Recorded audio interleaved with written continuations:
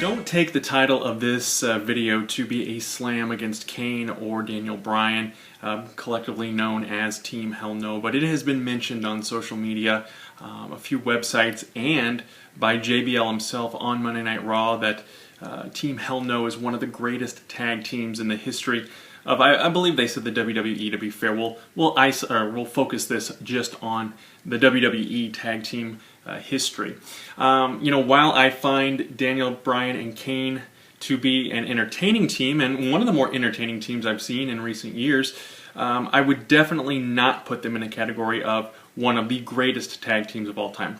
Certainly they held the tag team championships for quite some period of time, winning them in September back at Night of Champions, beating R-Truth and Kofi Kingston. So the fact that they held the tag team titles for such a long period of time says something, but the competition that the WWE has put together in terms of tag teams, I think, is kind of what handicaps Team Hell No from being one of those breakthrough greatest tag teams of all time, in my view. Now, of course, in recent years, we've seen a tag team form and then split after they lose the tag team titles. I hope they don't do that with Daniel Bryan and Kane, although I love Daniel Bryan as a single star. I do like this unit of Team Hell No.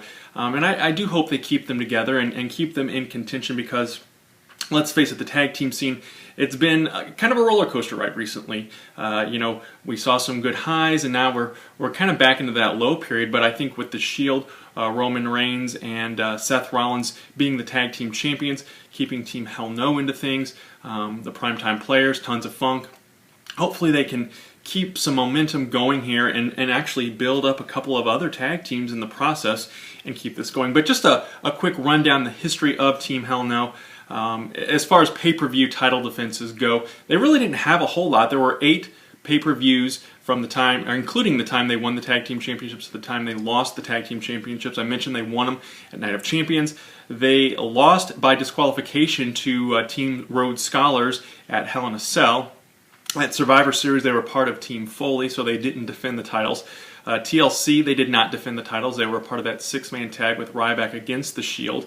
The Royal Rumble, they beat Team Rhodes Scholars, and then they also competed in the Royal Rumble matchup and teased a breakup, actually.